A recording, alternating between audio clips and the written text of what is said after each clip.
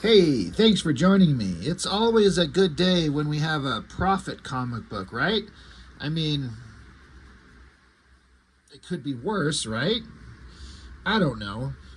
This one's a weird random one. I have no idea what this was. I've definitely come to understand that there was a lot more issues of Prophet than I ever thought actually existed. And I was doing a little bit of research. I was doing a little bit of Google searching. And it kind of seems like this is kind of a lost, forgotten kind of concept right here in this one. This is the Awesome Comics line. Liefeld had, I guess this is when he was separate from Image and doing his own thing because he got fired slash quit slash whatever the hell happened and doing his whole Awesome Comics thing. And I have to admit that I was kind of a fan of the whole Awesome Comics line.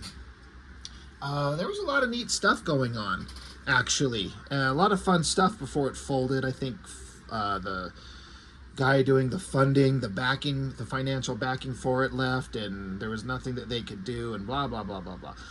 But this random one, I was just like, well, it's an issue of Prophet that I don't have, and the guy was selling it for real cheap. So I'm like, all right, it'll just be more fun, Liefeld adjacent content, because he doesn't draw this or anything like that. But looking into it, I seem to get the vibe that there's something kind of unique about this that I just wonder how many people actually know about this and have forgotten about it or even know of its existence. I've had someone mention to me that this McFarlane variant cover might be kind of rare-ish. It might be worth a few bucks. I might look into that and see if I can offload it and make a few bucks off it, because I don't really need this comic after that. I've got too many comics surrounding me anyway. So I might try to offload this to somebody for a reasonable, fair price based on its potential value. And if it ain't worth shit, then who knows? We'll see. But yeah, it's an interesting McFarlane cover. I mean, this is just a quick sketch of his face, of Prophet's face that McFarlane probably did while he was sitting on the shitter. It's fine, whatever. But I flipped it open, and instantly, I was like, oh, look at that art. That is unlike anything that I had seen at Extreme Studios, or now we've morphed into Awesome Studios. But this was something like, just look at that, huh? But before we get into it, it does say, now this is the other thing that's kind of interesting. It says down here, Prophet Volume 3, Number 1, March of 2000. So I went to go look up. I went on Google, and you type in Prophet Volume 3, and the Brandon Graham version, that highly kind of touted, very popular reboot of Prophet that started, I think it was 2012, that's what comes up as Prophet Volume 3, not this. And so I did a little more digging, and from what I can see, this is a one-off. And again, if I'm wrong or somebody else knows, please clarify for me. But based on what I saw, this issue is just a one single issue. And I'm really curious as to what the hell happened, because the other thing that caught my attention, once I started deciphering this fucking god-awful font choice that they did here, it's super tiny. It's in this almost like cursive script. It's just, there's no need to make it that fucking small. It's so stupid. It's not that I'm not trying to say I had a hard time reading it, but I had to get up close to it a little bit for a second. What a bad, stupid choice. But stories Rob Liefeld, script by Bob Napton, and this is what caught my eye. Pencils are Chad and Eric Walker. I was like, oh my God, right. There was, for half a second, just a blip on the radar, Liefeld was touting and hyping up this Chad and Eric Walker as one of the greatest new finds in comic art of its era. And I was like, I remember that. I remember seeing some kind of advertisement pages of an upcoming book. I think it was Prophet. I don't think it was this book specifically, but something similar, or maybe it was this. I remember seeing, these ads for featuring the dynamic, raw talent of newcomers Chad and Eric Walker. What's interesting is that they're brothers. I think they're supposed to be twin brothers, but it's both of them listed as penciler. And I really wonder how that works. How do they both do pencils? Does one person do layouts and the compositions and that type of stuff? The other guy does the finished rendering, or who knows? And then another interesting thing is that the inks is Ian Churchill. Ian Churchill, who's normally just a penciler on his own books, or whatever. He worked with Liefeld for a long time, and he did that series that I actually really like, Coven. I really enjoyed that.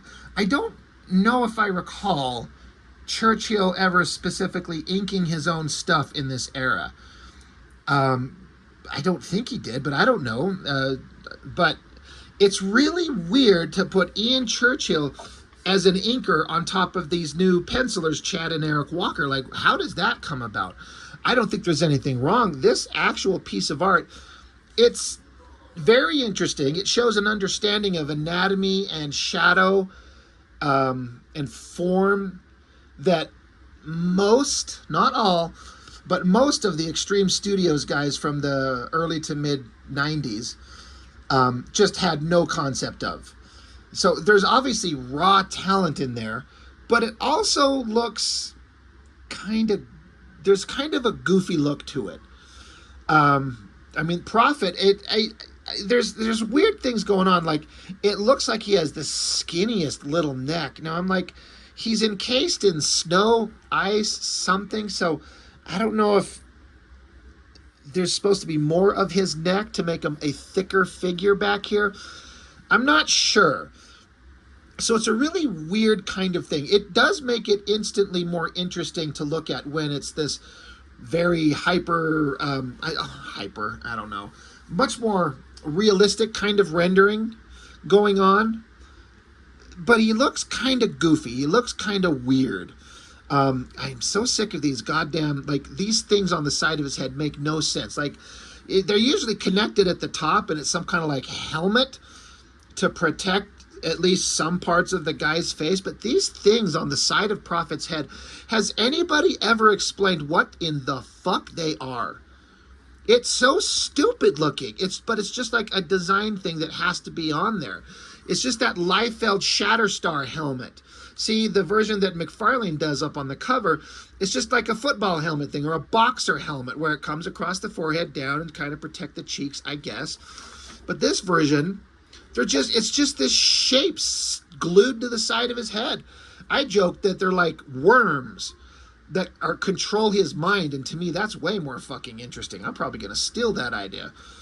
They're just mind control worms. So it's interesting. It's weird. The inks are pretty good for Churchill. It looks pretty good. A lot of fine cross-hatching going on. It works. It's weird, but it works. So, but they're waking up Prophet. And this is what I thought was kind of funny. It says, Dr. Heinrich Lang, 17 August 2025. I was like, oh my God, if I would have had this book in hand and noticed the date, I would have tried to make a video on this and release it on August 17th of 2025. That would have been kind of funny to no one but me. But yeah, this is printed in March of 2000, so they're, sending the character way into the future, to the long-lost future date of 2025. And here we are as of this date. It is July 10th of 2026 as I make this video. But it's Prophet in the future. And so he's being pulled up out of the ice. Now, this is where the art gets kind of interesting for good and bad. Again, it looks like the artists are pulling from reference from actual photos. There's something about that look and that expression that to me just screams they're staring at a photo to reference, which is fine. But when it's the only time you do that, or you have moments where you reference here and then you draw everything else from your mind and your memory, pulling from your own kind of experiences everywhere else, it can clash and can look weird. I'm not saying it's ruining anything, but also Prophet continues to look goofy. Kind of strange. Like he's stoned. He looks way fucking stoned, like he's been ripping on a bong. He's just out of it, dude. But I guess he's frozen and he's in this jar thing. You know, they're pulling him out of the snow, just like Captain America. So, hey, well, we've got him. Here's a whole bunch of people. So it's pretty heavily detailed. The coloring says Steve Sanchez. I don't know who that is. There are parts where I think the coloring works pretty well, and there's other parts where sometimes this early computer coloring it doesn't reproduce, I think, probably as good as it looks on a computer screen. Kind of hard to say. But then now there's just like lots of panels. 1, 2, 3, 4, 5, 6, 7, 8, 9. I mean, it's not unreasonable.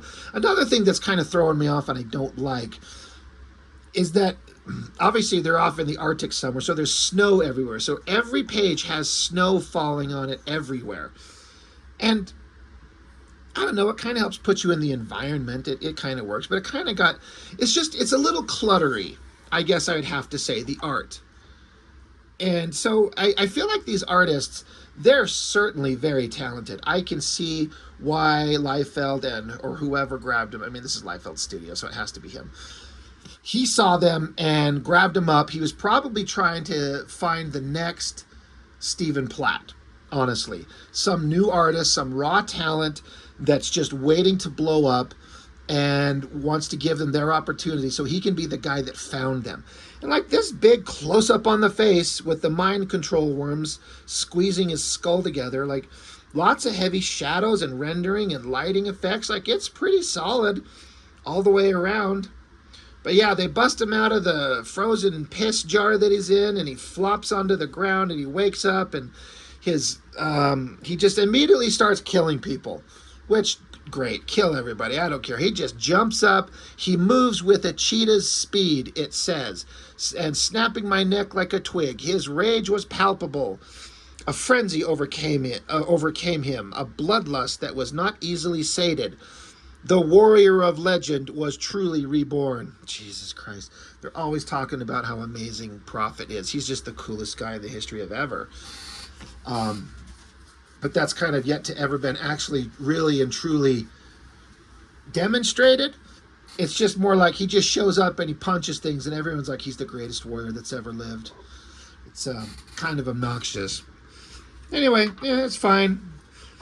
And then, but more pictures like, look, Prophet looks kind of goofy.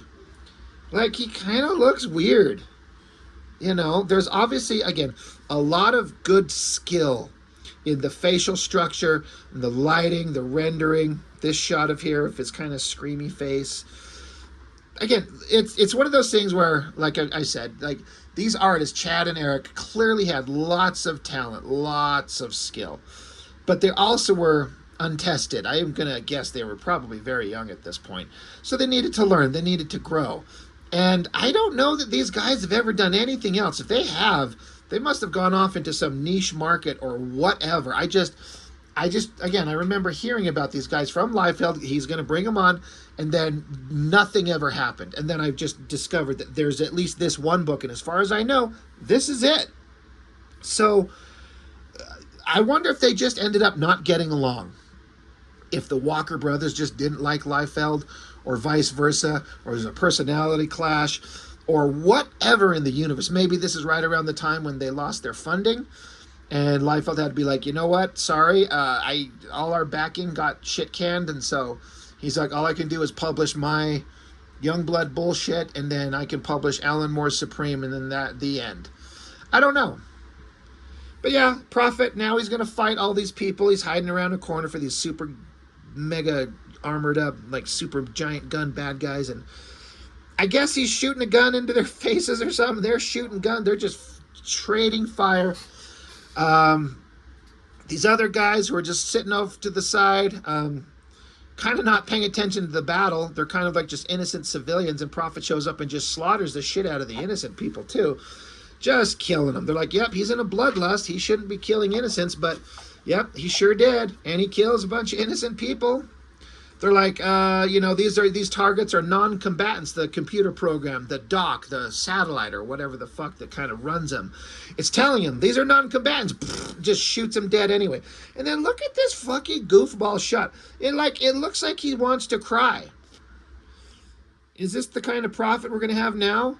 I mean, he's got a long ponytail, hairdo, so he can't be crying, but it looks like he is. And then look at that fucking shot.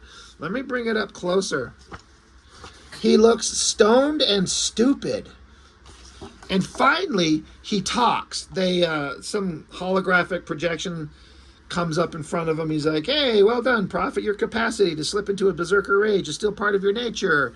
Considering the ease at which you snapped the neck of my replicant, I blah, blah, blah, blah, blah, blah, blah. And Prophet, he's like, who are you? How did I get to this place? He's like, I am Dr. Henry, whatever. You've been revived in the year of 2025. And he's like, 2025, question mark. He's like, yep, there's a situation that exists that requires your attention. Prophet says, why would I help you? They're like, the fate of the world is at stake. Billions of lives. Look at stupid, like, special needs child Prophet here. He's so goofy looking. They're like, we need your help. You can wash away all the blood on your hands.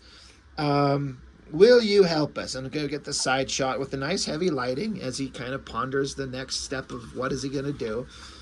And so then we get the shot of him standing in the snow, screaming like a little bitch. And he says, why, Father? Why couldn't I have just been left to oblivion? Why? And I don't, it looks like he's sinking in the snow. There's a bunch of hands of the dead bodies that he's slaughtered. Heads, hands, everything. This looks like he was trying to do one of those like Stephen Platt type awesome super shots. God damn, is that arm, the anatomy, so fucked up.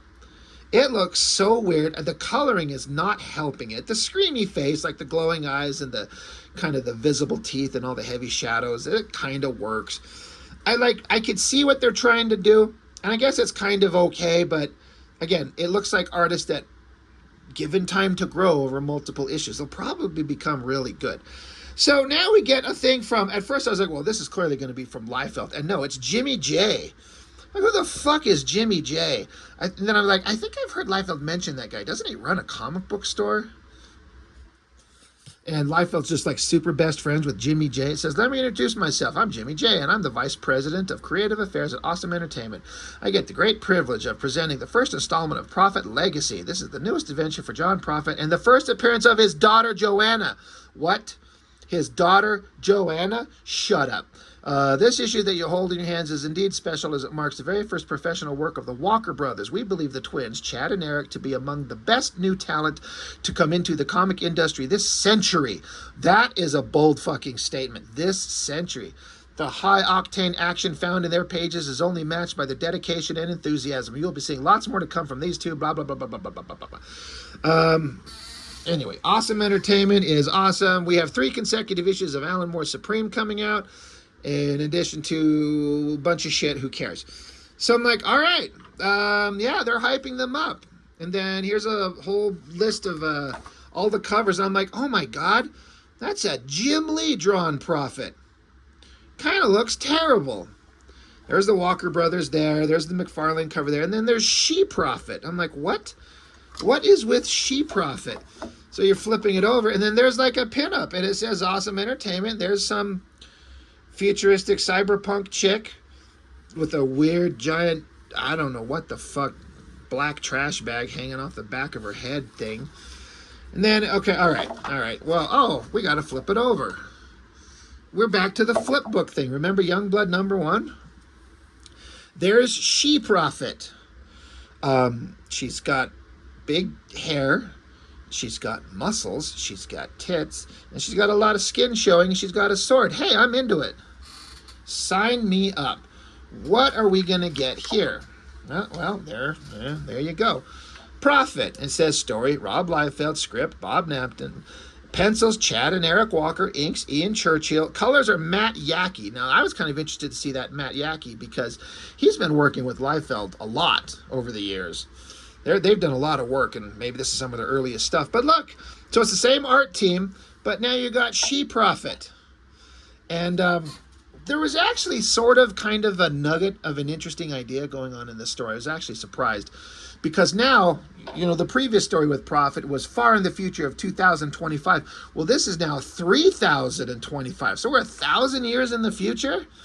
Good Lord. She says, Joanna Prophet, Officer 2335, Beat 65.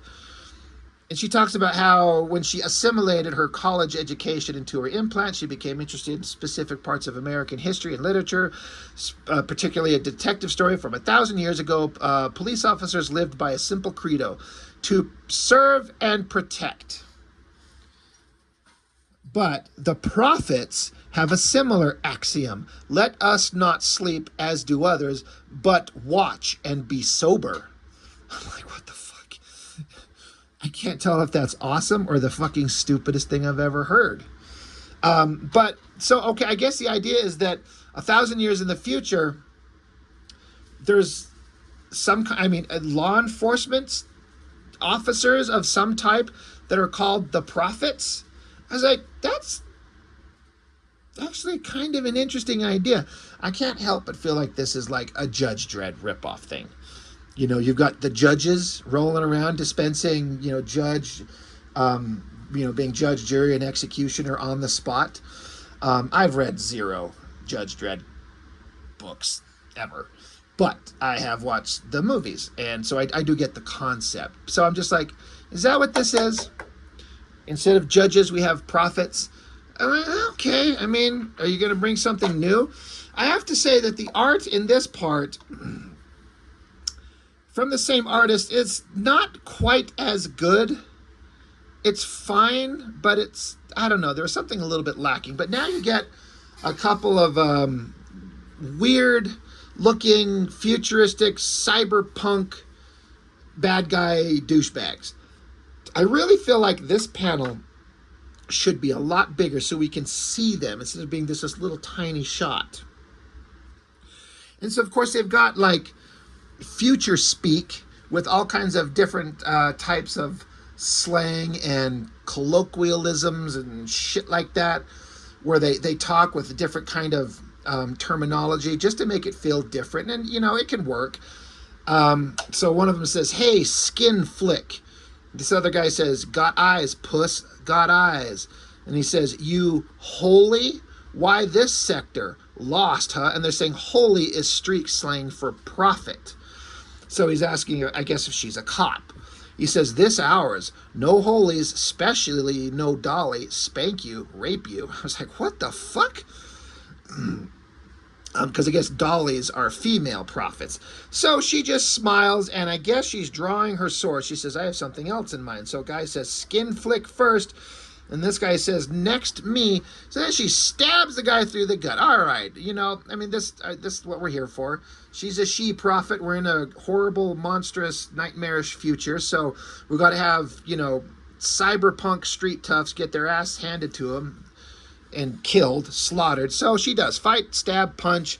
I was looking at this shot. I'm like, what am I looking at? Okay, so this is her upper body, her arms, those are her giant tits. I'm like, what the hell? I'm like, this weird thing around her waist. I'm like, what is the design element going on here? And I was like, okay. So we flip back, and she's got like a metal skirt that barely comes around and covers her sniz. But when you have to draw her doing weird gymnastic moves, how do you have the weird metal skirt flex around? It looks so strange. It makes sense. It doesn't work at all. I think it looks really weird. But anyway, she kicks the guy in the face. All right, good job. And now she's facing off against one more guy, and he takes a bunch of super drugs that hypes him up and becomes a roided out monster. And they're like, oh, whenever these guys take this type of stuff and become super roided out monsters, this super future drug, because that's never been happening in a futuristic kind of science fiction story like this. It says that the lifespan of prophets plummet rapidly most of the time, but it's part of the job. So of course our badass she-prophet, she just, I don't know what she did there. It says smack, but I don't know who smacked who. I think he smacked her, I guess. Backhands her across the face, tries choking her out. So she takes her swords and slices his arms off. It's the most bloodless arm slicing I've ever seen. And then I guess instead of like reading him his Miranda rights, the version of it that she has says, we have redemption through his blood, even the forgiveness of sins. I'm like, no, Sure. Oh, sure. If you say so. Okay. So she sliced his arms off, and I don't know. I guess he's dead. And then we just get a big shot of her just standing here. I was like, what is that background? At a glance, I was like, oh, is this some kind of like Blade Runner type city in the background with like buildings hidden in a haze of fog and smoke, and you see glowing lights? And then I flipped it over and I'm staring at it. I'm like, oh, that's just a fucking circuit board. Like Photoshop circuit board background. That is fucking stupid. I mean, I guess if we're just trying to put on like, oh, it's some cyberpunk futuristic background wallpaper thing. Is that what that is? It's so dumb. I get they're trying to do something unique with her hair, but this giant poof ball thing. And then I was looking at the end of her sword here, and I was trying to decipher what the hell that is a picture of. Some kind of engraving thing, and I can't decipher if it's anything. But anyway, so yeah, She Prophet, she's standing there, and she's like, hey, I could have picked any place that I wanted to because of her heritage. She could have had any beat in the galaxy, but she picked Earth in one of the worst cities and the worst sectors, and but it's okay because she was 18 years ago. She was created in a lab using DNA strands from the actual John Prophet. So of course, goddamn fucking hell again. Once again, these fucking creators create a book with the hot half-naked girl and they make her barely fucking legal. What is wrong with you people? There's no world where I create any kind of comic book with the lead hero, superhero girl, and she's like running around with a lot of skin and implied sexuality. I make her 18 years old. She's going to be 22 or 23 at least. Like, come on, guys. Why the fuck does she have to be 18 years old? Because they want to be like, this is John Prophet's daughter. Even though they explained that she was created in a lab from using DNA strands. So it's like more like a clone that became female. That's not a daughter. That's just a clone. Fucking who cares? Whatever. After literally hundreds of failed experiments, she was the only one using Jonathan Prophet's DNA that actually worked. So it's living proof that Prophet was more than just a myth. He was a living, breathing man. And that's all fine, but why does she have to be just barely 18? Fucking stop it. And so she goes on like, if he was still alive, he would be horrified by the world we've created and blah, blah, blah. And then some dude comes down on a little flying surfboard. And I guess he's part of the Prophet cop thing. And he's like, hey, you've got a new mission. You know, you got some shit to do. Report back to station. She's like, okay, that's good. Let's do that. Now we get another side spread where we have to flip the fucking book over. This shot's not bad. You know, again, they're trying to do this weird thing with their hair. The outfit's kind of fine. It all kind of works. And now, she is talking about, of course, it's a bunch of text that is explaining who this girl is. She says, in the last century, John Prophet has become more than just the basis of our peacekeeping force. He's become a cultural messiah. And for all the adoration that he receives, there's a dark side to his history that theologians and historians tend to ignore. Dark side that is part of a prophet's heritage. Basically going to how he has a berserker rage that he could kill indiscriminately without any regard for human life. And she wonders if because she is cloned from his, you know, leftover prophet jizz, and they made a milkshake and fired into some embryo and out she came, does she have his rage too? Is that part of like what her existence is going to be? Is she going to be a rage monster like him? So now I guess she's back at Prophet Cop's headquarters, and there's a weird bright flash of light, I don't know, and it knocks her on her ass, and then she looks, and there's a weird, I don't know, is she having a vision? Is that a hologram? I don't know. I guess that's supposed to be Prophet. He's like, Joanna, help me. Please help me. She's like, Father. Really weird proportions. And I get them trying to do different things, but